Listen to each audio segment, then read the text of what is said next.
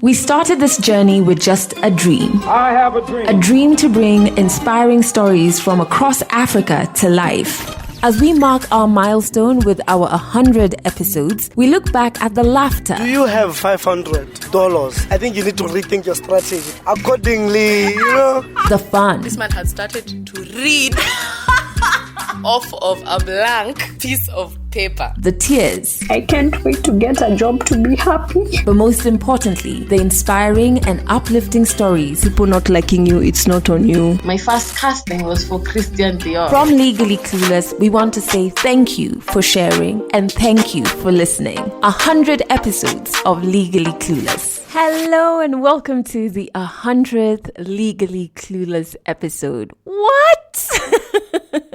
We actually made it. I am so excited. And I'm also just so grateful. First, thankful for myself, for showing up for myself every single week. And then thankful to you for listening to this podcast, for being part of the tribe, for sharing this podcast with your friends and enemies. I really do appreciate it. And I'm just so proud and I'm just so happy. So obviously the 100th episode has got to be special. And as I told you in the last episode, we produce such a beautiful visual show for you. It's a special edition show. We never have storytellers live in front of a camera.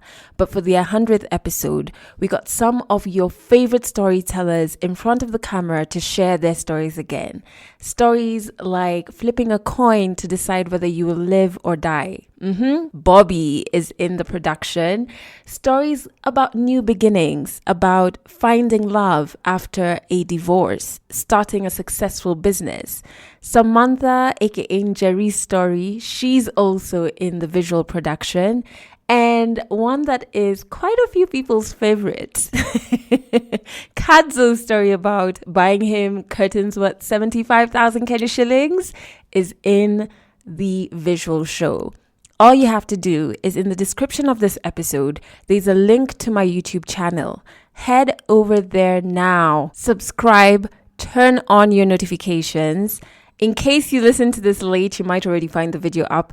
But in case you listen to this early, turn on the post notifications so that as soon as that show goes live, you are amongst the first to watch it.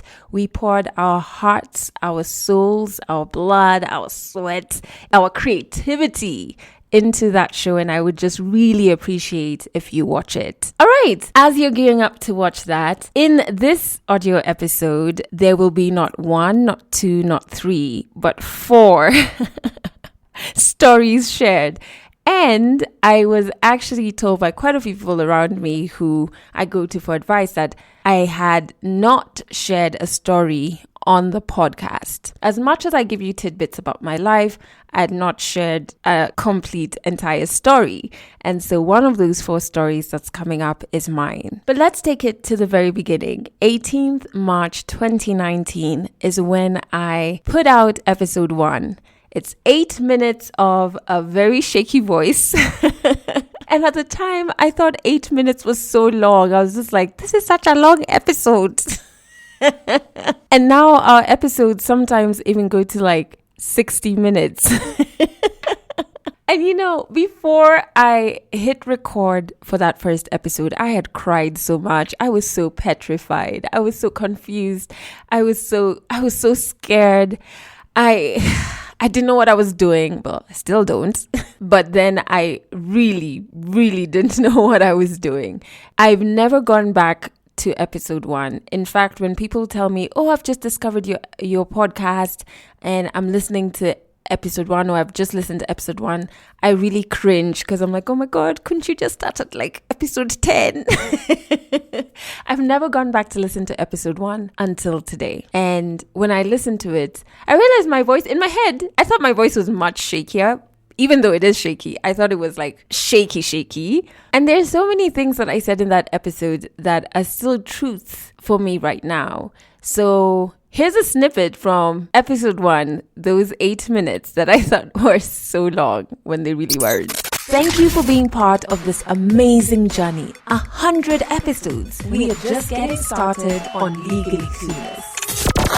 I am a Kenyan woman who has been on radio for the past 9 years. And, on the outside looking in, radio kind of looks like one of those glamorous jobs that everybody would want. I think sometimes people forget that you have to deal with a lot of shit that comes with the job. You have to deal with being seen as a number and not an actual human being with feelings, emotions, and bad days and good days, and dealing with like personal stuff. No, you're just the number of listeners you bring into this station. I got to the point where I developed anxiety, I think, because of the setting that I was in, where I'd get very anxious and question whether that was a good show I gave, whether that was a stupid question that I asked. Have I prepped hard enough?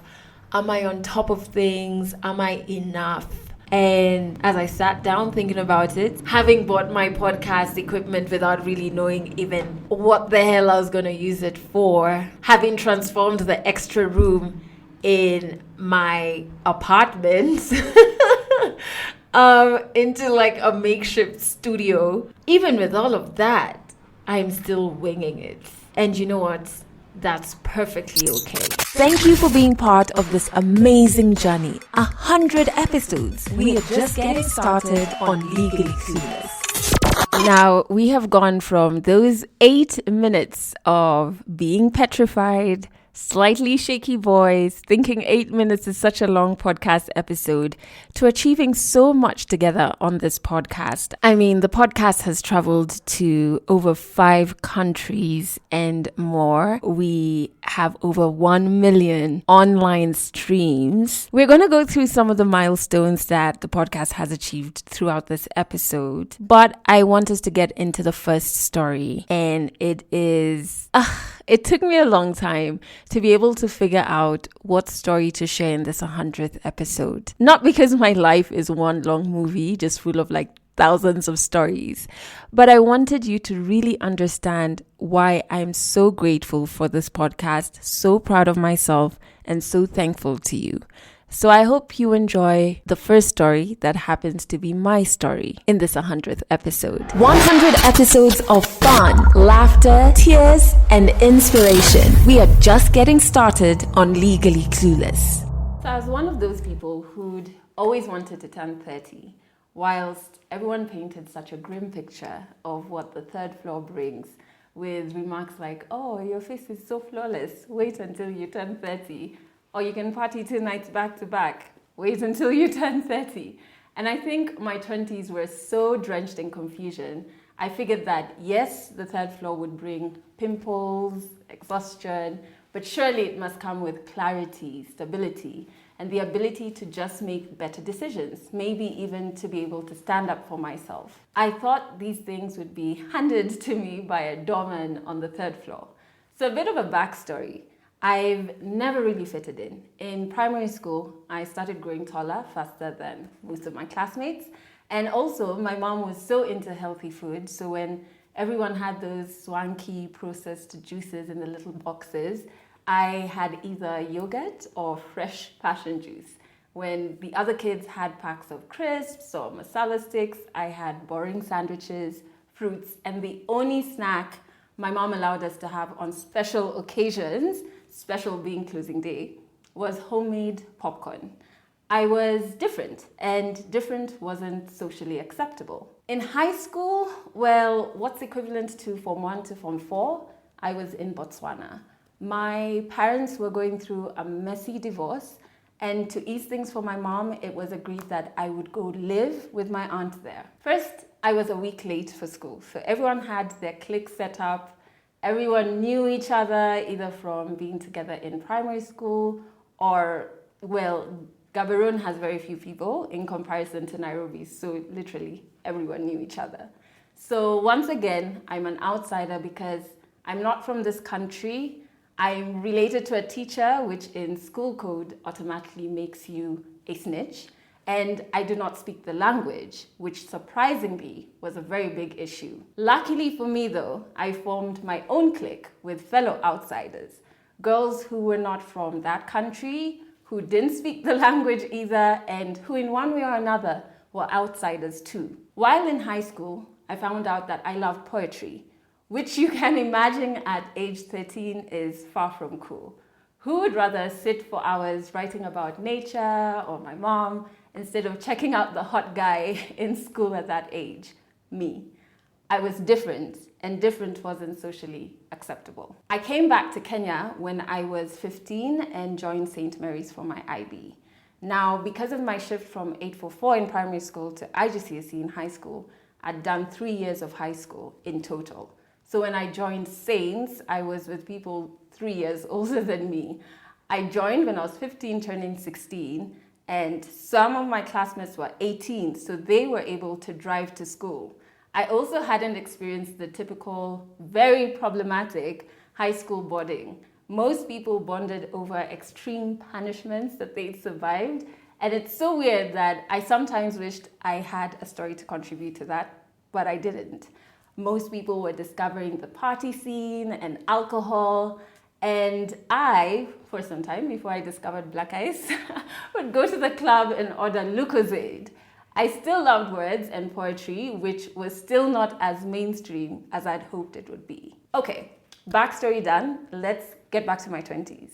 I don't remember what I did for my 20th birthday, but I do remember it was about the time I got into radio, 1FM. I think part of me was surprised that I got the job because I didn't really fit into what the image of female media personalities looked like at the time. They seemed to fit in better with everyone's definition of beauty, and they were loud and very opinionated, and I didn't and still don't have an opinion on many topics because I really don't care who should pay for bills in a relationship or what whichever trending socialite should do differently.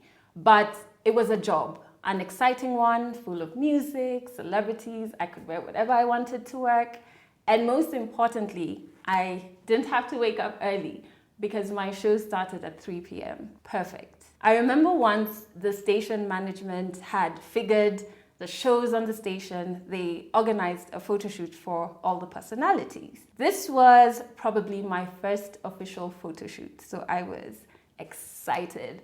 Plus, the pictures would be on billboards. I could just imagine my mom driving past one of them thinking, look at my baby girl. So I was very excited about it. The shoot was on a Saturday morning and we'd already given our measurements to one of the coordinators. So there was a stylist who would sort out all our looks. It was a professional shoot. When I got to the office, the clothes were laid out in the boardroom and I spotted some really cool hoodies from a top Kenyan brand at the moment, and I jumped towards them very excitedly. The stylist quickly told me that those were for the men and that our clothes were on the other side of the table. So we walked around to them and she pulled up a pair of black tights. And I thought, okay, this is good. Until she shoved her hand down one side of the tights and excitedly showed me the multiple ribs on the side of the tights. She then showed me the top I was to wear with those tights, and it had even more ribs. My excitement just evaporated because first, I never showed my legs or hands at the time because of the scars that life had really painfully gifted me. And secondly, I'm on a billboard in ripped clothes while living in my mother's house. Surely there are easier ways to be homeless. So I refused to wear those clothes. I can't really remember what outfit I ended up wearing, but I do know I never ended up on the billboards. I think I low-key decided it was probably because I wasn't the attractive female personality that I saw all around the industry at the time. And I think I decided that was a truth. And I went back to I never fitted anyway. Why should it be any different now? Until I turned 25, I was one of those people whose relationships just spilled over into the next one. We're not cheats. We just move on really quickly. And at the beginning of each relationship, a part of me didn't believe that this man could be attracted to me. I didn't fit into what was defined on the outside in as beautiful. I didn't fit into what was defined as fun. Again, Saturday nights reading poetry versus Saturday nights at Q's or Midas. And for a while, I really did try to fit in. I partied hard, recklessly sometimes, but I was trying to fit in. What I didn't realize was that my identity was already formed, and the harder I tried to suppress it, the more it sipped out. Then came Kiss FM. I was working alongside people I grew up listening to or hearing about. people who were definitely louder than me. They had opinions on everything, and they were definitely more glammed up than me. It's a good thing they poached me, because in the moments where I felt like I didn't belong, or I thought I didn't bring anything to the table, I held on to that they poached me. I held on to it until I believed I belonged there. So I started giving ideas, creating shows, leaving my mark.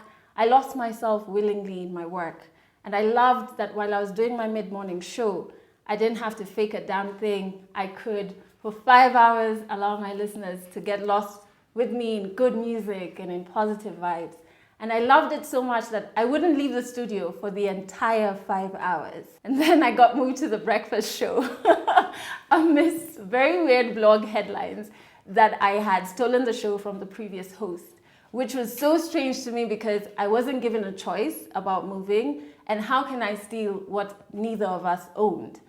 The breakfast show killed my love for traditional radio. And in hindsight, I'm happy that it did. The model for most shows of that nature is to chase what's hot, trending, and shocking. Slowly, I realized again that I didn't fit into that. I genuinely didn't care who had done what, with who. Although many times I had to fake interest, I had to fake outrage. I faked it until I couldn't fake it anymore. And I couldn't recognize the person that the show had made me. I was so sad all the time. I was having anxiety and panic attacks often. And on the outside, it seemed like I was fitting in just fine, but on the inside, I didn't belong in that space. So on December 27th, 2018, right before I turned 30, I handed in my resignation. That morning, I told myself, if I get to work and the head of the station and the head of radio were both at work, then it was a sign from the universe to hand it in, because it was the 27th. During the holidays, most of the office is not there. It's usually like a ghost town. So I got to work, and not only were both of them there, but the CEO too. So clearly the universe was screaming at me. One of my supervisors was so shocked when I gave him my resignation. He kept asking me what I intended to do. And I told him, well, I could do anything. I could even enroll in medicine school if I wanted. On my last day at that job, I slept the most deepest, most peaceful sleep ever. I was relieved, excited about possibilities. But more than that, I was proud of myself for choosing me, for choosing to come back home to me. Starting Legally Clueless was me creating a space that never existed for me in traditional radio. Everything was so performative there, so fast, so not real. My mistake was trying for all of those years to reduce myself into a space that wasn't built for me. I've just turned 32, and I can say the third floor is wonderful, but there was no doorman handing out confidence, clarity, and freedom when I arrived. I realized that I had all of those things inside me already. I just kept running away from them, trying to fit in.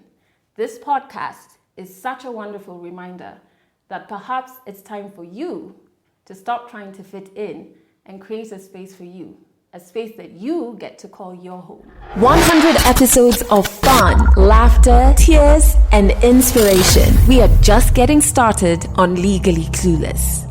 I hope you enjoyed that story, and you can watch me tell it live in our visual show, which is a special edition show that we've done for this 100th episode.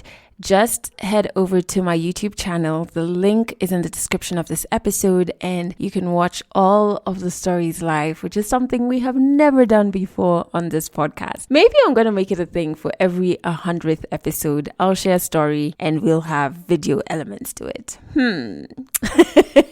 Let's see. Let's talk in the next 100 weeks. I know I keep saying this a lot, but I'm really glad that I created this space, as you heard in my story, for us and for me to really be unapologetically me, especially at a time when I thought that perhaps audio content wasn't for me, because there was no space for me or people like me in traditional media. So in a sense, this podcast saved a lot.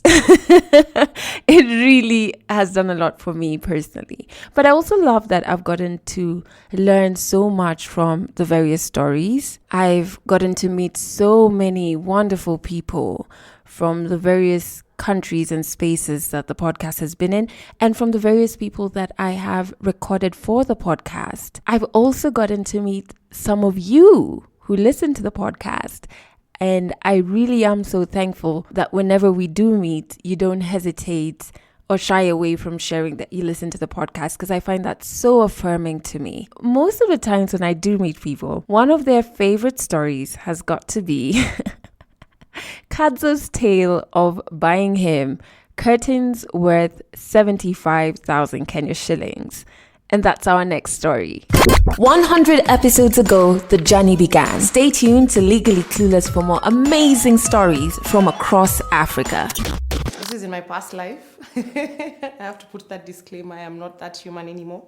I've grown and I've evolved. In my past life, I decided to go out for a drink with a few of my friends, and we went to a very frequented club in Nairobi, Westlands Avenue. And I remember we had gone to take a few shots outside, and when we were coming back in, I saw this guy. Just the same way you see it in the movies, like when everything else just disappears and it's that man. Later on, when I was actually reliving that memory, he'd really worn like some terrible outfit and stuff. But anyway, at that moment, I was like, wow. This is it. So I was attracted to Brian because he was tall. I have a thing for skinnies, so he was skinny.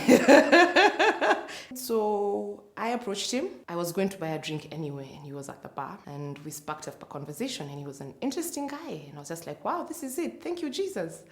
I came to the club for fun times, and I left with a boo. Cool. So fast forward 2 months later, when everything, you know, when they tell you the writing is on the wall, imagine the writing is on the wall. Read it and bounce. Yeah, so fast forward 2 months later, we chat every day, we hang out, you know. He's told me all these stories about how his life is fabulous. I'm trying to keep up with him, trying to cheat him, how my life is also fabulous. That time I was jobless, by the way. But anyway, that's another story for another day. He took me to his home. It looked like, when I tell you the writing is on the wall, the writing is always on the wall. Take it and bounce, okay? So his apartment looked like more or less a stopover. He didn't have shears, he had no curtains. And for me, right now, that's a big no. You gotta furnish your house, okay? You're an adult, that is where you live. Furnish your home. He invited me to his house. And so we arrived, and he had no curtains. It was like one really old couch that looked like the ones that you inherit when you move out of your parents' houses for the first time, you know. It just had like the bare minimum. And he told me like, yo, now this is our place. Please get cozy. There's the bedroom. That's our bedroom and stuff. Look at me being in a relationship that I was not in. Knowing that this was going to be like my future home and everything. No, bear in mind, I hadn't been asked to be his girlfriend, okay? This was me giving myself relationship problems, and I'm not in a relationship. So I decided to, you know, spruce the home up. Bought a few things here and there. Bought a few pans. You know, we need to eat, right? We can't be eating off plastic plates all the goddamn time. He had about 4 plates. A few flowers, few vases, few pots here, you know, just to make like the place look pretty. But I used to spend a lot of time in that house because, as I told you before, I was jobless. I was trying to like do a lot of things here and there. So, and I mean, this is my base house, right? So, I mean, why not? I had a key and everything. So one day I was hanging out, I was alone in the house. He was, I think, either up to no good or doing his thing. And I was like, would it be nice to surprise this man with like some dope ass curtains? Yeah, you know, and I was thinking, yeah, you know what, let me not cheapen out. I'll buy him some good curtains because, you know, this is our home. So I want to make him feel like I'm being more involved, right? I hopped into the car, drove myself to a very high-end, luxurious, and all the other words to describe fancy furniture store in Nairobi. And I acquired him 75,000 shillings worth of curtains. And I put them in the car, went back to the house and spruced the place up. Oh my gosh. Anyway. So I went, hung the curtains. Can you believe that this man, first of all, showed up the next day? Not even that day, the next day. And not even, it's like, oh, wow, you changed the color. I was like, niggas. But anyway, in my heart, I told myself, I know he loves it. He doesn't want to, like, act out. Fast forward to about a month and a half later. So now this is my home now. Right?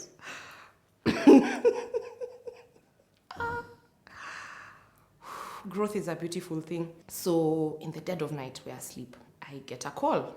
And this was at around 12:31 in the morning. And I get a call. And it's a lady on the other side of the phone. And she tells me, hi, cards all right? And I'm like, wow, yes. She's like, okay, cool. Are you with Brian? And I'm like, who might this be? Then she's like, you don't worry. If you're with him, please tell him that his son is feeling unwell. Can he wrap it up wherever he is and come back home quickly? Wrap it up. Wow.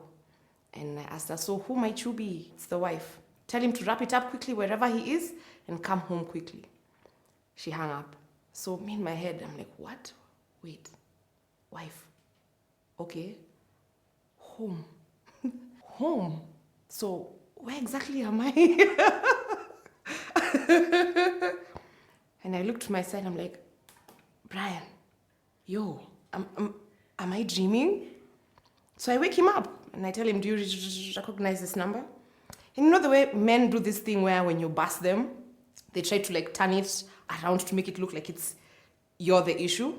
So he sees the number and it like knocks him out for a bit. So he wakes up and tells me, where did you get this number from? Have you been snooping on my phone? Nigga, your wife has just called me at 1 a.m. and she's at apparently your home.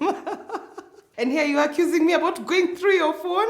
So I tell him, yeah, some lady has called me, told me that your son is sick and you need to go home quickly. And he's like, really? Okay, give me a second. So he jumps out of the bed, gets dressed, and then he tells me, I'll explain when I get back. And he leaves. And I was left alone. And I was wondering, okay, what is happening? He's married, and he has a home. And where am I? I didn't sleep. So Brian comes back the next day in the morning at around 9, showers, does a change of clothing, tells me he's going to work. He'll come and explain later on in the evening. So I was being held hostage in a house that is not mine. Being jobless, never a good thing. Who was I? I waited. Hollered at all my girlfriends. Of course, omitted some few things because I don't want to look like an idiot. We all do that as women, right? So I was hyping myself up. I'm getting all boiled and, yes, I know what, it's definitely over. He has to explain these things and stuff. He came back past midnight, drunk, and he told me, the first time I met you, I told you that I'm going through a lot of things. I was honest with you and I didn't lie to you. It's just that I told you that night and you never brought it up again. So I didn't lie to you. I want you to know that first and foremost, I didn't lie to you. Dude, your wife just called me at 1 a.m. How did you not lie to me? Anyway, so he told me, first and foremost, it's just this situation that I'm in. Yes, I have a kid. I knew of the kid, but he is a good dad. I can't take that away from him. So he'd hang out with his child over the weekends. So I knew of his son. I just thought that the son was from the situationship that he was talking about. He always used to talk about his ex. Turned out that it was his ex-wife who was not an ex who was still actively in his life. So I later came to find out that he had 2 homes. So he had the house that he lived in. That was his home. And then he had this other bachelor pad that he'd take his extracurricular activities to, me being included. So here I was, 23 years of age, thinking that this is it. I've got my man. He has our home. We are going to live happily ever after. Little did I know I was in the other house. A lot of men who are cheats tend to be narcissists. So they pry on areas that make you feel low, make you feel down. And then they believe that they are the ones who can pick you up from that. He insisted that he had told me the truth and it was me who never asked. But the way we watch all these love movies and all those things. And I remember the line he told me, but I believe there is something here. And I want us to pursue it. And I was just like, what? Gosh, God, today is the day I found my man. And then he proceeded to cry, guys. And he's like, I keep on asking God, will I ever be happy? Will I ever fall in love again? Will a woman accept me and my flaws? And me in my heart, I'm just like, no, but I'm here. It's okay. Come, it's okay. I was bleed. Turns out that this man was fully married. Fully married. Have I said that part? Have I talked about the part that he's fully married? He was fully married. There was not in Nairobi, ama half true, even dowry. He was full on married, fully. Bear in mind, me staying opened the doors even further for leeway. So what happened was, now that I opened that door, whenever she'd call, it was me who used to give him space to talk to her. She'd be shouting on the phone, he'd step out, then he'd leave, not come back, then come back maybe after 2-3 days. So that kept on happening. It became a norm.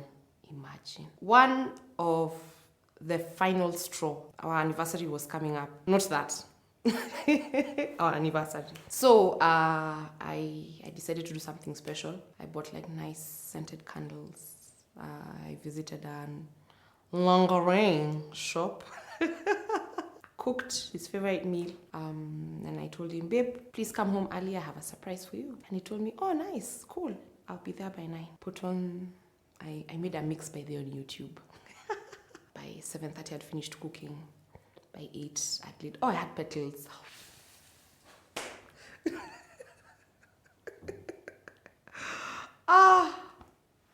Growth is a beautiful thing.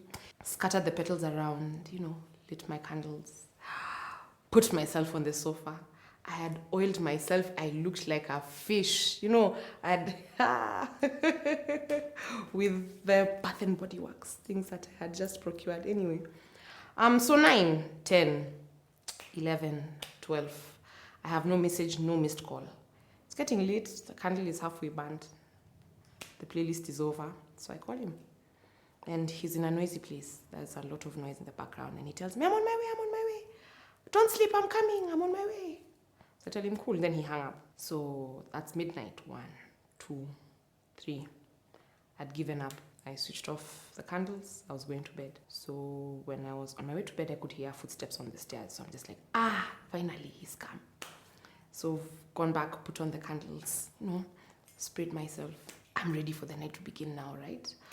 Popped the food into the microwave, set it up and everything. So as the steps keep on increasing, so did the noises. The noises were not just one. I could hear 2, 3. There's some people having a conversation.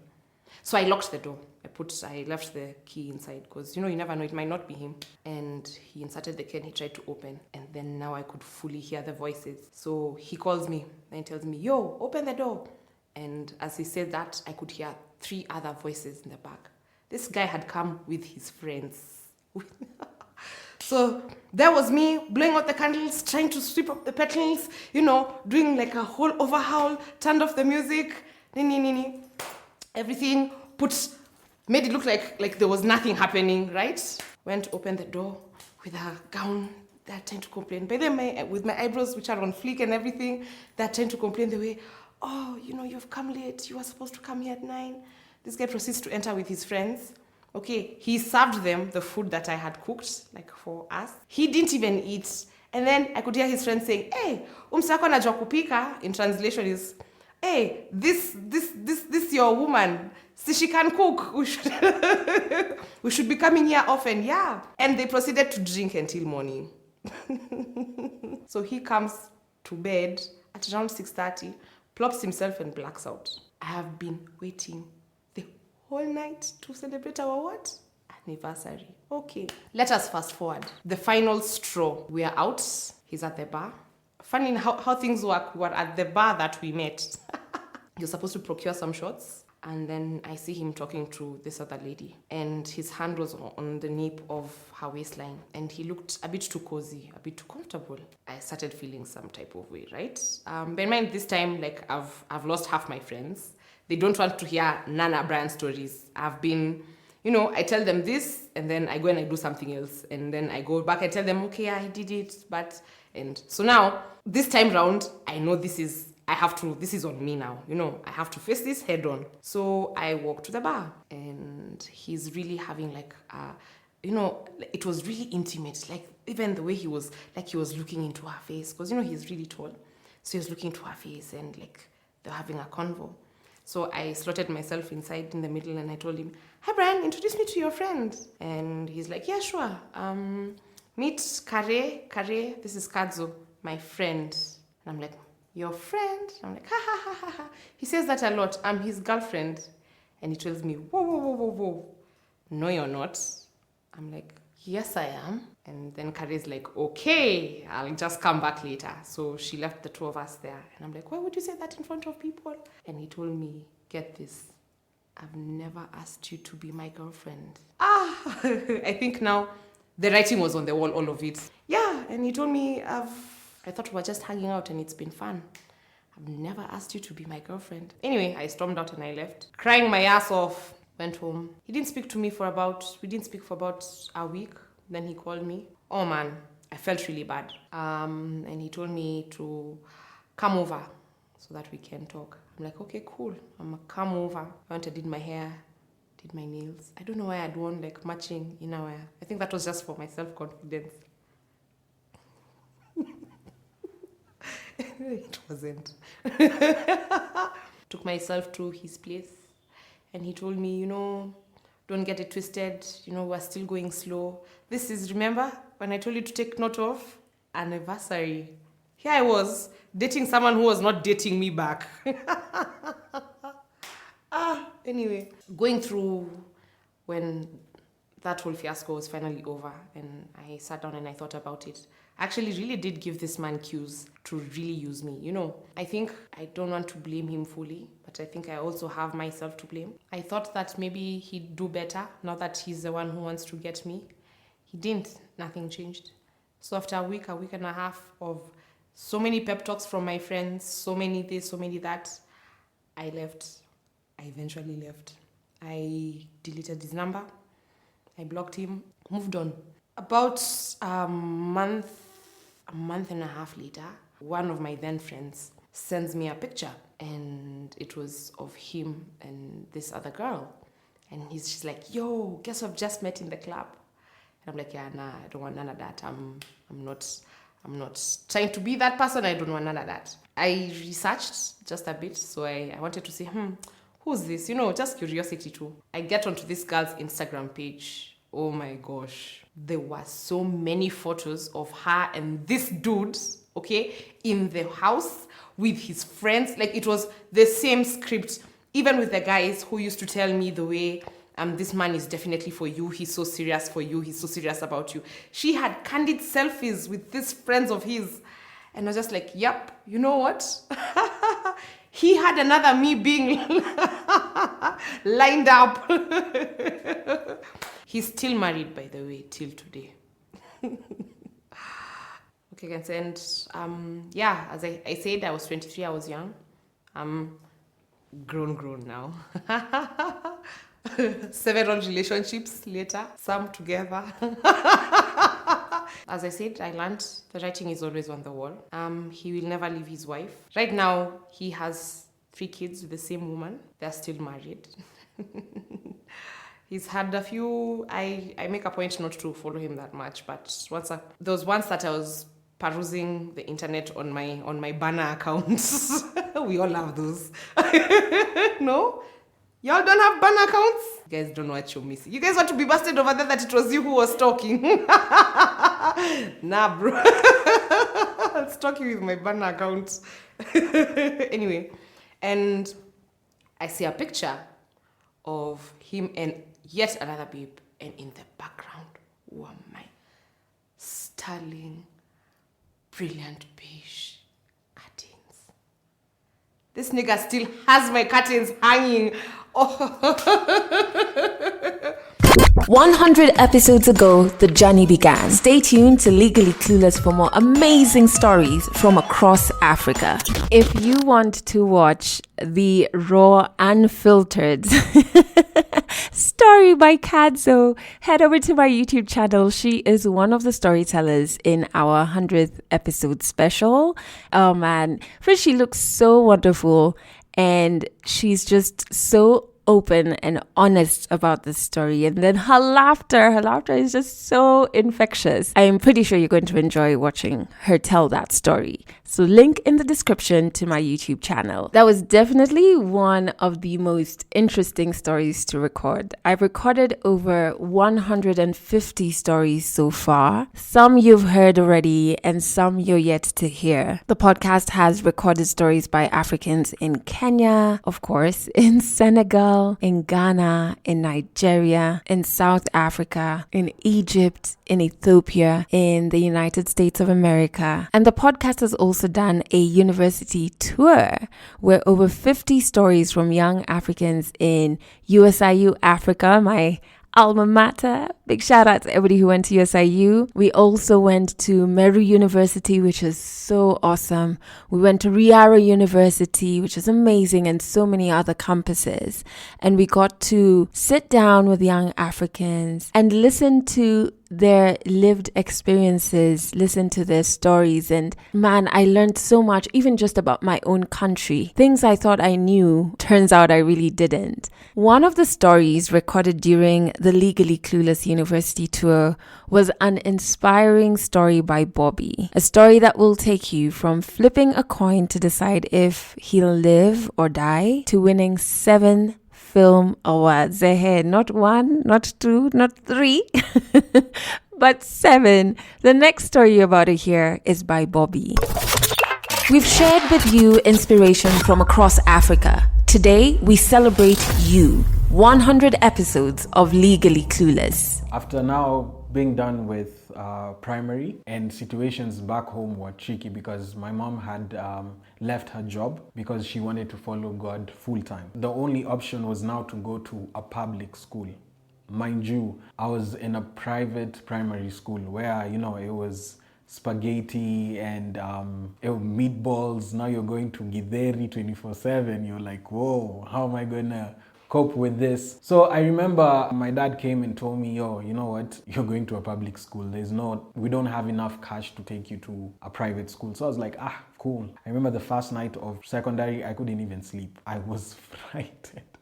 So my sisters took me to school, and I remember a couple of older boys they pretended they were helping me carry my stuff. By the time we reached the dorm, I had nothing. My bucket ya kuoga, everything was, so the only thing I was left with were the clothes that I wore coming to school. So you can imagine, I have literally nothing. And the school I've been taken to is in Islam's top 5 hardest schools. Like, that was one of them, so I remember up until Form 1, I started drinking when I was 15. Peer pressure, when you're in Rome, do as the Romans do.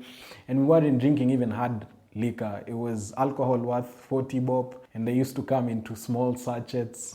And my dad, God bless him, started noticing I started changing because I started now adapting to life, the Islam's life. Most cool kids call it ODs. Yeah, so at one point of my life, I was an OB, an OD. And yeah, so my dad was able to see it quick and fast, and he was like, yo, you have to switch schools. So I went from out of the frying pan into the fire. So he took me through, let's say this school I was in, because I don't want to mention it, it was number 5. Now the school he took me to now was number 2.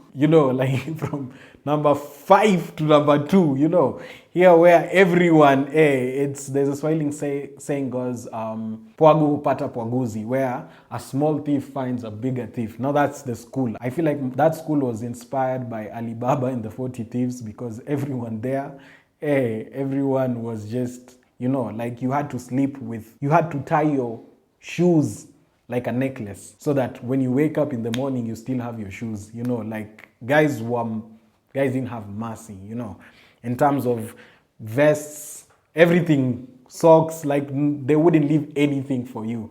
So life there was pretty much just like every boy growing up. You just have to either become tough and do as the Romans do, or at the end of the day, you'll end up just playing the victim each and every time, So I finished my KCSE, and honestly, I wasn't expecting to pass because, there's physics paper. I slept during the whole paper. The only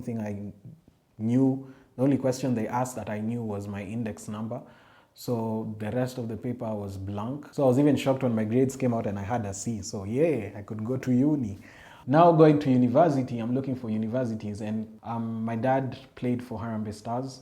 And so growing up as a footballer's child, everyone will tell you that your dad is your icon. So for the longest, I knew I wanted to be a footballer, but then when that didn't work, my second option, like every other child thinks, is becoming a pilot. But funny thing is, I already had a D plus in physics, so so one day we were watching telly with my mom, and we see Larry Mado doing the trend, and my mom was like, yo, you know, you could actually do this. And I was like, for real? Hey, sema ngoe, and I'm going to do journalism. My mom was like, hey, ngoe.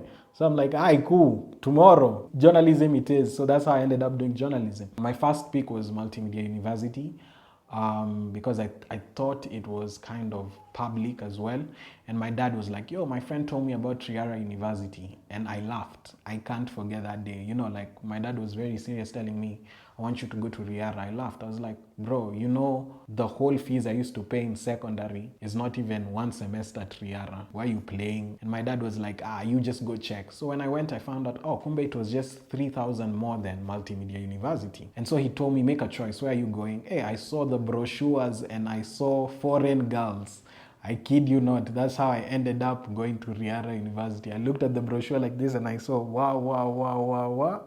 I've never seen Indian girls. Oh, I'm going to be in the same class with girls from Pakistan. Oh my God, this is amazing. So I called my dad and I was like, yo, I'm going to Riara. It's final. He's like, why the change of heart? Don't ask questions. Riara is where my heart is. So now I joined uni, and it was culture shock. I won't even lie to you, because now, you know, in my school, like, you'd even have to go to the washrooms with your whole desk, because even if you had a padlock, what was a padlock? You know, it was just one kick away and the padlock is gone, everything is gone. So I'm in Riara, I'm seeing people leaving their laptops. So I'm like, wow, you do that here? There's smartphones and it's iPhones, you know. At that time, my phone, I'm using a rubber band to hold the battery and the phone together. And I'm seeing people with iPhones. Hey, I'm like, kidogo, hey, God, are you tempting me? Hey, am I supposed to go back to my old ways? But I was like, nah, I have to level up a bit. So it was really a culture shock, because I remember my dad was like, yo, bro, I can only pay for you your fees, but lunch money, that's up to you. So what you could do is tell your mom to make a lot of supper and you carry it in a hot pot. I'm like, bro, when am I in primary? Carry, you know, like guys are in a lecture and they can smell rice and beans or githeri, and everyone knows that's Bobby. Hey, I don't want labels, you know. So I was like, it's okay. It took me like 2 semesters to actually make friends. Because I just felt like these people are not my cup of tea. Slowly I started getting into it. I was really getting along with it, because now I found my purpose in Riara, which was now filmmaking. When I started doing filmmaking, I did my first short film in 2016. I was actually the first student to fill an entire hall. So we were selling a ticket for 100 bob for a 7-minute movie, and we had more than 400 people. You know, it was really dope to see more than 400 people show up on my first short film premiere. That was really nice, and I was now getting into a comfort zone where I felt like, now, hey, my name is now in everyone's mouth. Hey, that guy from journalism, Bobby. Now I'm not Bobby from Eastlands. Now, hey, I'm a cool kid now. Then in 2017, we got a new dean. And this is where the trouble began. For some strange reason, one day the studio was locked and I went to complain. And I was like, yo, I need to use the computers. So I went to the dean's office. She was a new dean. And I was like, yo, why is the studio locked? And she was like, no, don't worry. It's just some small things. And by the way, what's your name? What's your admission number? I gave her my name, my admission number. So she noticed I wasn't in session. Because the same year, my dad's contract ended. Both parents were not working. So I was just in school because I didn't want to go back to being idle and going back to the streets, yani mtaani, and just chilling with people. So for me, school was my escape. I could come, edit, use the computers, use the cameras, and just keep on adding on my craft. But she noticed, and she called me back to her office the next day, and she was like, yo, you're not in class. So I explained it to her. And she was like, at first she was very nice. I actually thought this is a really nice lady. She was smiling, telling me, oh, don't worry. Okay, you just do this. Tomorrow I'll come in and we'll have a conversation on that. Don't worry. Okay, you go. So the next day comes and she's like, you have to pack up your stuff and leave. I'm like, what? How? You know, at that time I felt like I was the king of Riara. What do you mean, pack up my stuff and leave? Yeah, she's like, yeah, if you're not a student, you can't come and just use equipment and stuff. This is an institution. You know, this is not an Airbnb where you can just come and chill. Like, this is an institution, it runs. So I was there, I was like explaining my situation. Yo, it's tough back at home, yo. But she didn't even listen. You know, for the first time I cried in front of someone, you know. And I was like, please, I really don't want to go home, man. Don't do this to me, please. But she really didn't care. So I left and I was like, aye, cool. Since we'll just see who's the bigger person. Oh, since now I'm known, I thought I was known by the Vice Chancellor. So I went to the Vice Chancellor's office, I explained my situation. I was like, you don't worry, everything is going to be cool. So the unfortunate thing is the Vice Chancellor traveled and went abroad. So now she came back again. She's like, I don't want to see you in the school premise. I'm like, what? I talked to the Vice Chancellor. Where is he? I don't have his contacts. He's in a different country. Oh, so it was just like, you can't come again. I just took it as a joke. So one morning, there I am in school at the gate. And the askaris, who are my friends, because on Saturdays I used to go to school. Yani school was my life.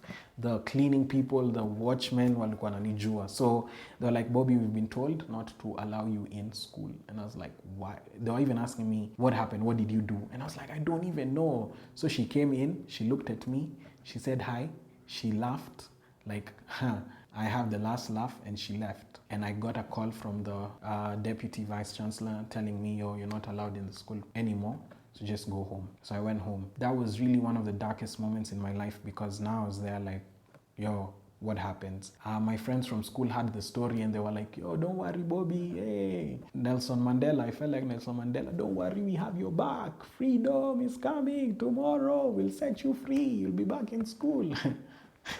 They arranged to do a meeting, a meeting with the school on my behalf, and only 3 people showed up out of 100 people. And I was still the chairman of the broadcast club, which was the journalism club, but only 3 people out of 200 people, only 3 people showed up. So I knew now I'm doomed, like there's nothing I could do. So it's now going back home, and I had to change everything. I had to change my sleeping patterns, because you want the days to be shorter, so you sleep more hours so that you can't face your reality. And I remember it really got tough, because I was just seeing a month later my friends are graduating from their diplomas, and I was supposed to be in that class. So I'm seeing them having fun, going for parties. There I am, just like, wow, my situation is getting worse, And it got to me now. The girl I was dating at that time, PIA, she showed me, I thought she was my rock. Hey, it's tough. T for tough. Hey, the girl I was dating at the time, she also left. So I really had no one. I just felt alone. And with African parents, they don't believe in things like depression. Like, depression, what's depression? So they couldn't even notice the change in me. I remember this one night, I was just like, you know what? I've been going to church, nothing's been working. Here I am, nothing's working. Bro, it's time to go. Like, I've read the Bible and it says, riches are in heaven. My riches are in heaven. What am I doing on earth then? Let me go collect my riches, And I was there and I just felt like, now I'm done. Like, it was 3 a.m. in the morning, one early morning, and I was like, now I'm done. I'm actually done. This is the end for me. There's nothing more for me in this life. So I remember 3 a.m. one night there, I'm crying. I'm just like, now looking at my options. What do I have? Bunch of expired tablets or slitting my wrist. Those were the options that were there on the table. And I remember I was just like, God, I'm giving you one last time. This is the last time.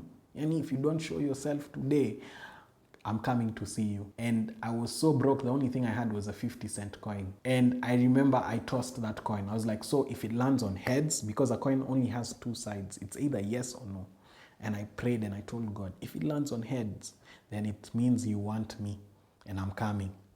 I'm going through. If it lands on tails, I'm not going to do it. So I threw the coin the first time and it went on tails. I was like, beginner's luck. Let's switch sides. Let's switch sides. So I'm like, okay, now heads, I'm not doing it. Tails, I switched I flipped that coin more than 6 times, and every time it landed at no, which was very strange. There's no probability at the 6 times. You were just, me honestly, out of those 6, I was just waiting for that one time, and I know that's why the 6 all landed at no, because I just wanted that yes and say yes. Okay, this is a sign. Let's go. Let's do this.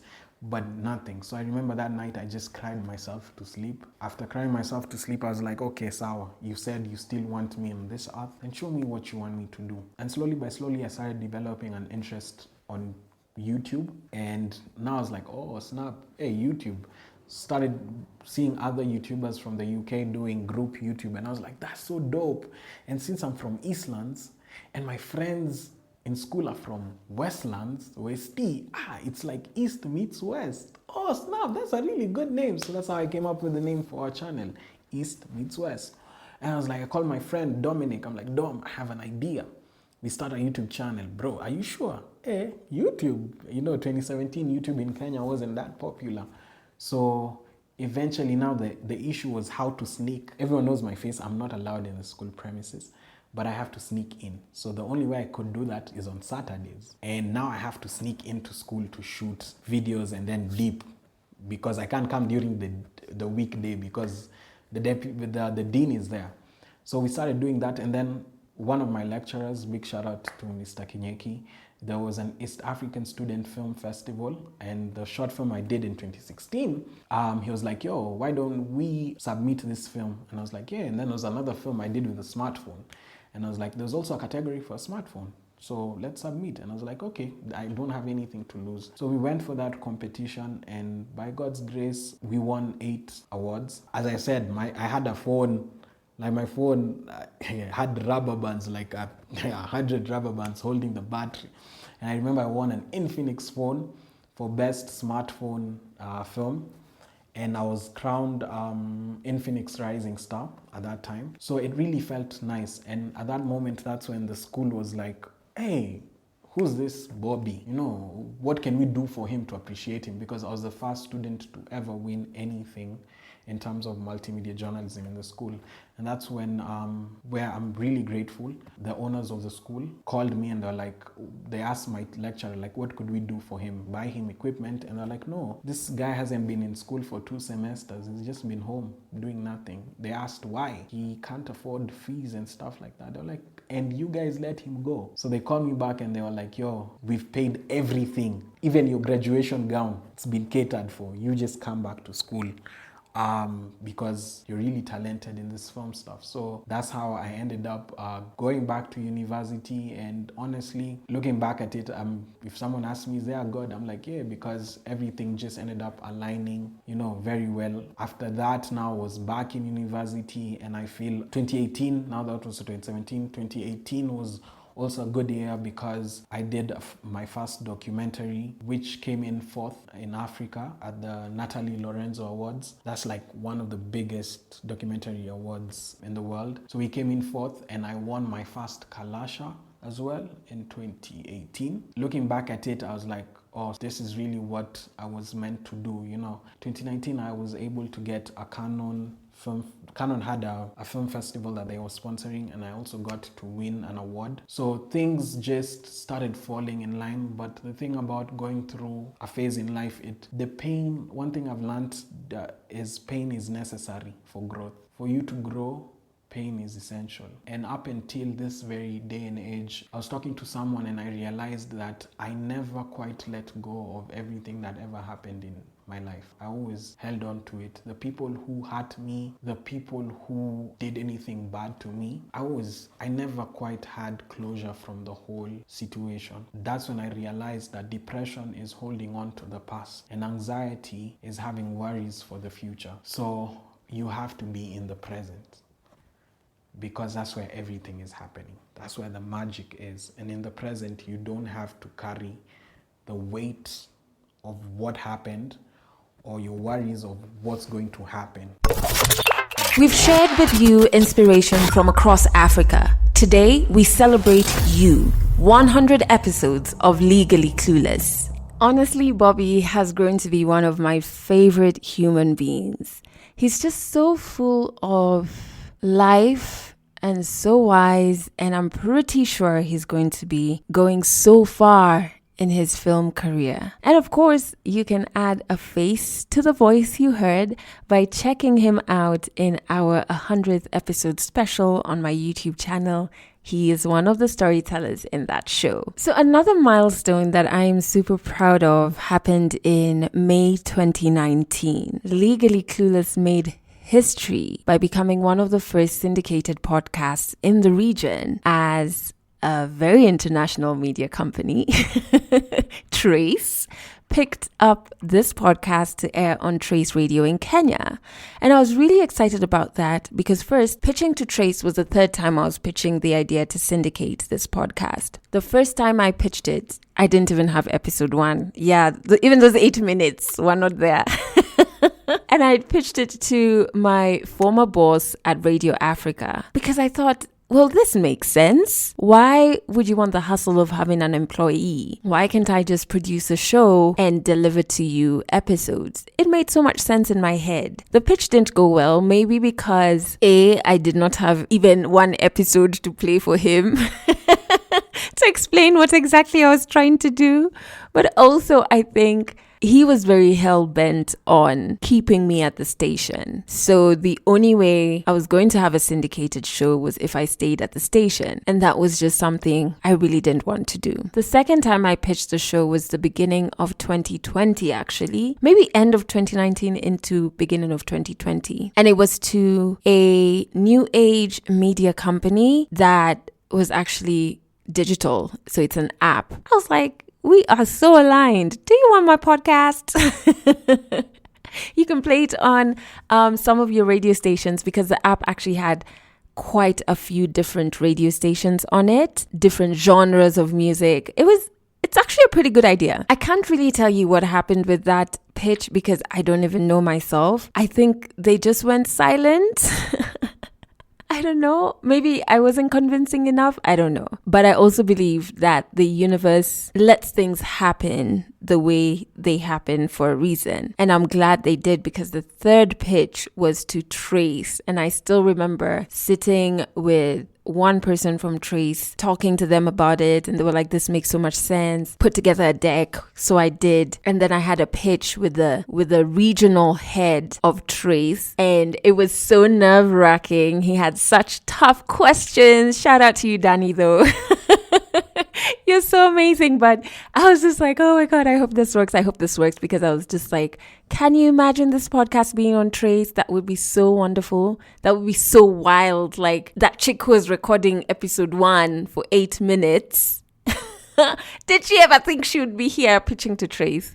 Well, it went through. And I'm very proud about the move to have this podcast on Trace, because I think it revolutionizes how Kenyans interact with podcasts. It changes the future of podcasting in East Africa. I think that's so wonderful. Also in 2020, in February, I introduced the Legally Clueless residencies. And that was to be a series of workshops that seek to just train young Africans with the skills needed to build successful podcasts so that we can have agency over our stories. We can talk about the issues that we want to talk about. We don't have to wait for mainstream media to do it. We can do it for ourselves and create our own podcast communities. It's really simple to learn these skills. So I started off at USIU, of course, because that's the uni I went to, and had a wonderful workshop there. The students were so amazing, and the faculty as well. And then in March, Corona hit and we couldn't convene. Oh man, I was so gutted about that. But I'm currently working on something that will see this opportunity open up not only for particular university students, but for young Africans across the board. And I'm really excited about it. Not in a million years did I think that I would be at the forefront of helping young Africans learn how to podcast. So I'm super excited about that. That announcement will come a little later. I don't want to jinx it by saying too much, although I have said a lot, but whatever. And then in 2020, we ended the year on such a high note before Christmas week, I was just, kind of doing admin work, checking the back end of everything because I wanted to take it easy on Christmas week, obviously. And then I find out that we have surpassed 1 million streams. So I'm like, what? My projections were we were meant to be surpassing that actually this month in February. I thought I would be surpassing 1 million streams this month, but everything happened much faster and I was just so excited. I was not prepared, but I was just like, oh my God, what? This is the best Christmas gift. So I'm very thankful to you for streaming this podcast over 1 million times. I'm also very thankful that you who listens and to Trace and anybody who has partnered with me on this podcast, I'm very thankful for you believing in the podcast's mission, its purpose, in my dream, in new beginnings. And speaking of new beginnings, our next storyteller will speak of that. New beginnings, new love. It's another favorite story that has been on the podcast over the past 100 weeks. And it's Jerry, aka Samantha's story of 21 days of crying and 6 months of healing. Thank you for being part of this amazing journey. 100 episodes. We are just getting started on Legally Clueless.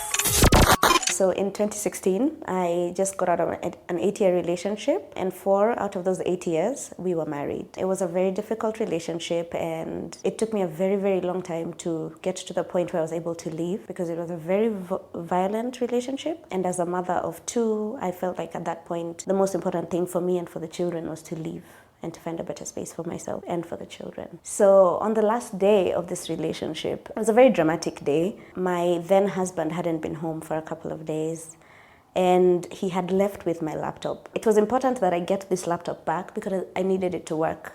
And so I reached out to him and I asked him for the laptop and I said, could you please at least swing by and drop it off? And at this point he said, you know what, in any case, I'm coming to pick my stuff. So I said, oh, okay. At this point, I knew the relationship had to end. Something had to give. So when he said that he was coming for his things, I was very okay with that. So he came. As per my expectation, he was extremely aggressive. He was unreasonable. And it was very difficult for us to get a simple conversation going. I had packed his things one by one, very neatly in a suitcase, in a couple of bags, and put them by the door. In any case, when he came, I wanted him to just neatly organize himself and leave without any further issues. Unfortunately, that's not how it went. And when he came, he looked for a lot of small reasons to pick on me and insult me and just say all these sorts of negative things towards me. I really didn't understand what it was, but on this particular day I knew because of sort of just that aggression. I don't know, that proverbial look in the eye, in the look in his eyes.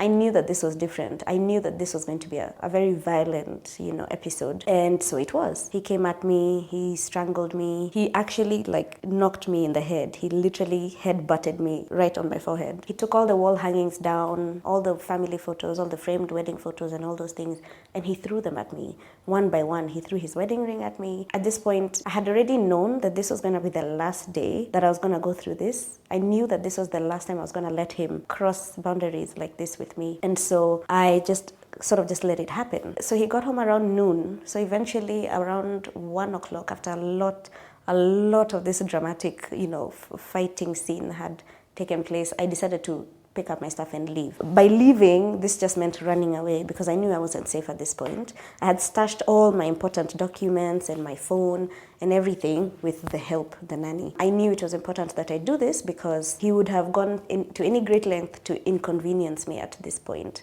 So I stashed everything under her mattress, quite literally, and I ran to the police station. The police station was about 400 meters down the road, so I ran and I filed a report. The reason why I felt that it was important to file a report on this day is because I needed a reason never ever to go back. I hadn't ever filed a report before, so I didn't even know, what the Kenyan police system is It wasn't the most friendly, I must say, but I did what I had to do, and I got to the P3 form. They needed me to go to a hospital and get a physical examination done, and I did that. It was difficult, it was tough, it was painful. I was crying the whole day. The children were at my parents' home because this took place during the December holiday period. So fortunately, all this went down when the children were safely at my parents' home. So it was just the nanny, me, and him at this point. So when I was at the police station, I asked for their phone and I called her. I called the nanny and I asked her, where is he? She says, he's come out looking for you. So I was like, oh my God, this guy is gonna come and literally kill me out here. I mean, and that's very scary, to be honest. And I had already decided in my mind, I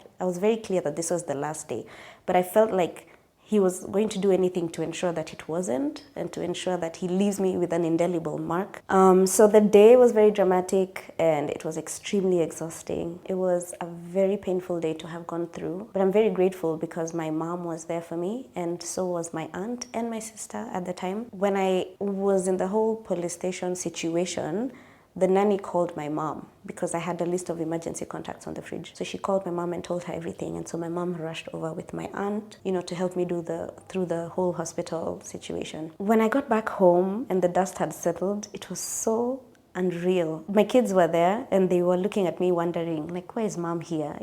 It was confusing because I hadn't planned. I'm a little bit of a planner. I hadn't planned to be home. So I didn't really know where to begin. It wasn't making a whole lot of obvious sense to me. So I decided to sit down in the study room at my parents' house, and I just took out a notebook and I decided to pen a few things down. At this point, because I knew the relationship had to have ended at some point, I was alive to the fact that there was a sense of moving on that I needed to enter into and heal from whatever had happened that day and in the last 8 years that had contributed to the pain that I was feeling, at this particular time. So I penned down 3 things. I said, I'm going to cry for 21 days. Now, this is me planning my life. So I said I was going to cry for 21 days. If I need to cry every day for 21 days, I'll cry every day for 21 days. In 6 months, I was very sure that 6 months down the line, I was supposed to be healed enough to have conversations about it, whether it was with his side of the family or my side of the family or a friend or somebody else. I knew 6 months from that day I needed to have been okay to focus on other things. I'm a mom, I'm a business owner, amongst other things. So those were the first 2 things I wrote. The third thing I remember very clearly writing was, around a year from now, when I see him, I want to see him like a regular human being. Just like when you see your Uber driver or when you see somebody in the front desk at an office. I literally wanted to feel nothing. Like I have no emotion towards this person. I didn't want to carry any bitterness. I didn't want to carry any fear. I didn't want to carry any, sense of helplessness after all the years where I had yielded so much power over to him. I knew a year from then I wanted to feel nothing. Like I wanted to have the most neutral emotion when I see him. Maybe caution, but more than anything, I just wanted to see him as a regular human being. That was important to me because I knew moving forward, having gone through what it is I went through on that very day and, the many other times that the relationship was at its worst, I didn't want to move on crediting him or crediting that marriage or that relationship for anything else in my life, I didn't want to walk around saying, I am this way because so-and-so did this to me, or, just picking up a perception about men, just associating so many things to him. So I was very clear that I wanted to stand on my own and be very independent. And so that's where the intentional healing really began. I worked tirelessly to ensure that I was available to myself first, crying when I needed to, talking to the people who I needed to talk to be able to heal through it better. And I remember one other thing I wrote was, so when I went home, I remember feeling like there's nobody I could call and to let them know exactly what I'm going through. There's nobody who I could call to just give me some sense of direction. Everybody was going to call and spew a lot of anger and, make me feel worse about the situation that had happened. So one of the other things I remember writing was, 3 years from now, I'm going to be the person that I would have been able to call today, where I can understand the situation. I don't have to contribute to the situation, but I get it. As a mom, I needed to be able to explain it to the children very gracefully and package it for their age, for them to be able to understand, yeah, mommy's home, mommy's in Shosho's house. This is where I'm going to stay, this is where we're going to stay together, but it is well. So I spent a lot of time hugging them and loving on them, just being so intentional about being a mom. The relief that I felt being outside of that marriage was amazing, because then I could be available as a mom. I could be, better placed to love them and love them fully. There was a lot of, fear and pain that I had to get through, but I could definitely be there for them. So being at home was quite an adjustment in the beginning, to be very honest. It's not easy to go back home when you've been independent for such a long time. It isn't easy to go back under your parents' roof and have them ask you questions like, why did you come home so late? But I took it in stride. They gave me a little space where I could bake my cakes, because that's what I did for a living at the time, and still do. And I remember the relief. It was so tangible. I'd enter that little store, because it was a storeroom literally that we just converted and put a workstation. And I'd bake cakes in there, and I was so happy. And I had so much peace. And I could close the door, and there's nobody bugging me, disturbing me, asking me questions, trying to get at me. I was able to block out all the noise and focus on what it is I love. And baking cakes was really, really my therapy at the time. It was easier for me to fulfill orders because that's something that was very difficult to do when I was in my marriage. It was very easy to grow the business. It was extremely easy to explore my creative side. Because as a cake baker, that's a lot of it is creative. I was able to learn so much about myself. I was able to become financially independent, which I wasn't able to do when I was in the marriage. I was perpetually broke. But at this time, I was able to turn around a lot of things. And I remember one time, my girlfriends and I decided that we were going to spend our 30th birthday on a trip. And I said, this sounds great. Where do you think we should go? And they were like, how about we go to Thailand? And I thought, oh my God, I would never be able to afford that. So the year that we were supposed to go to Thailand, which was 2017, just a year, the year within my healing, I was able to save up enough and actually get on a plane and go to Thailand. I remember feeling like, this is so unbelievable. I didn't even take time to see where Thailand is on the map. But I paid the money, I got my visa, and I went for 2 whole weeks. And that was such an empowering feeling, That's one thing I did for myself that just showed me that there's really no limit other than the one that I will set for myself in my mind. The intentional healing process really enabled me to break through all the difficult and limiting beliefs that my ex had set for me at that time. And the intentional healing period, I'll call it the 6 months to 1 year, taught me so much about myself that I was able to overcome all the fear. So if you understand what it is to be with an abuser, the one big thing that they blanket over you is fear. And so the 1 year, I still had a lot of it, but I was able to process through it. You can't rush these things. You really have to take every moment at a time. But it was very clear to me at the time that every so often I'd sit down and say, you know what, I do feel better than I did last week, or I do feel better than I did last month. I'd feel like when I'm having conversations with other people,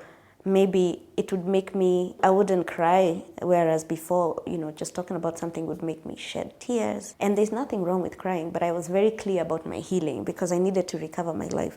I had given him 80 years from the age of 20 to the age of 28. So now that I was turning 30, I was very clear that I was going to enjoy my 30s for me as a whole human, not with little fragments of things that I haven't processed and gone through. Living at home for 3 years, right now it's so funny, it feels like it was such a short time, but when I was back home at my parents' home, those 3 years felt like it felt like 7 years in condensed into 3. One of the key moments that I knew that I was going to be okay and that I was on the right track was when my friend at the time, who had been a very consistent and kind and very present friend, I remember telling him one day that, gosh, I think I have feelings for you. And he looked at me like, are you sure? And I said, yeah. And it's not because I want you to do anything about it. I just recognize that my heart is working. Like, it's back in function. I can actually feel that I like someone, It's great that it's you, but I'm so happy that it works. Why I said that is because I wasn't rebounding. I wasn't scared at all. I knew me liking him was just a result of me receiving his kindness and his love and his friendship. And so that was the beginning of what then became, the love that I have now, which is my husband. We just got married last year.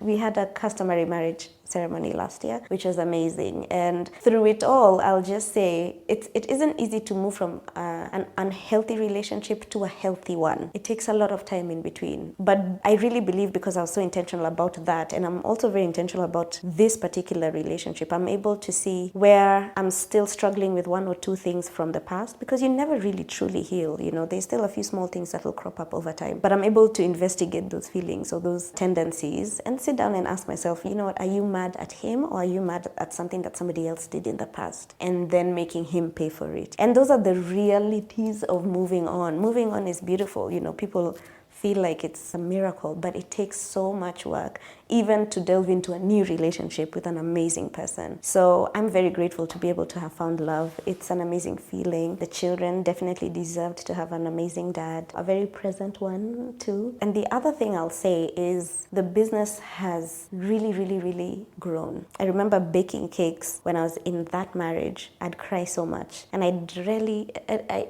used to get things wrong all the time, I'd forget to put the right amount of sugar.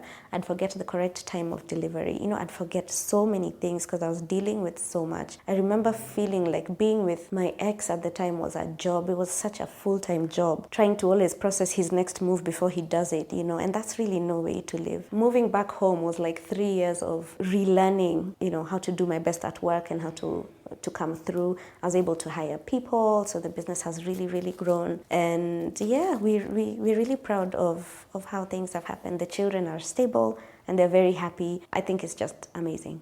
So if I was to summarize my experience and share this with somebody else, I would definitely say, 1, you are never truly and completely healed. The wound becomes a scar, and that scar is something that you can be proud of because you've gotten through it. Number 2, it pays to be intentional, because if you let things run their course in their motions, you might find yourself circling around issues and not dealing with them and not processing through them. So it does pay to be intentional. I think everybody deserves to live a life with the best version of themselves. So for me, the best version of myself was a version where I am emotionally sound and I've processed through everything. And number 3, I would say just take a chance, start that business, fall in love again, just find happiness. There's really no handbook or there's no method to it, but I would definitely say just don't be afraid. Just don't be afraid. Life is really for the living.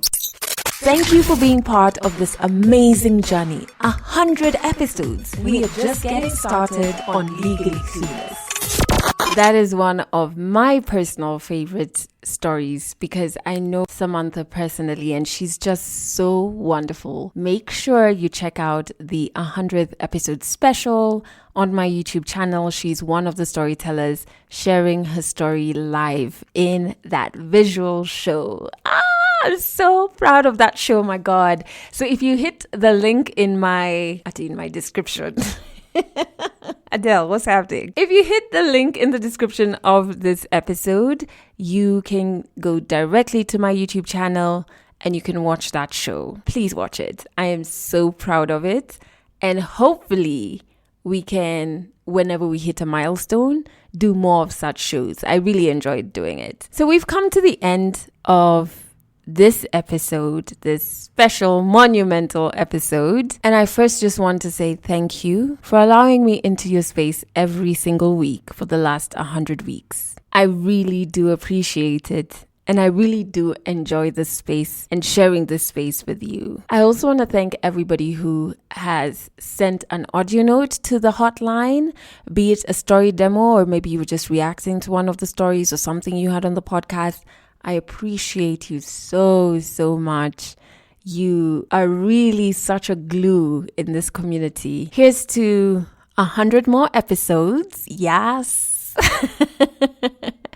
In 2 years, let's do this again. Here's to hundreds more stories. Here's to hundreds more tours. I really want to get out there in my country, Kenya, and across this continent, just recording African stories and adding more African voices to our global narrative and letting Africans connect with each other and learn about each other through this podcast. Here's to 100 more random convos. I have not forgotten about them. more will be coming your way on this podcast. And here's to more people finding their home right here on Legally Clueless. We started this journey with just a dream. I have a dream. A dream to bring inspiring stories from across Africa to life. As we mark our milestone with our 100 episodes, we look back at the laughter. Do you have $500? I think you need to rethink your strategy accordingly, The fun. This man had started to read off of a blank piece of paper. The tears. I can't wait to get a job to be happy. But most importantly, the inspiring and uplifting stories. People not liking you, it's not on you. My first casting was for Christian Dior. From Legally Clueless, we want to say thank you for sharing and thank you for listening. 100 episodes of Legally Clueless.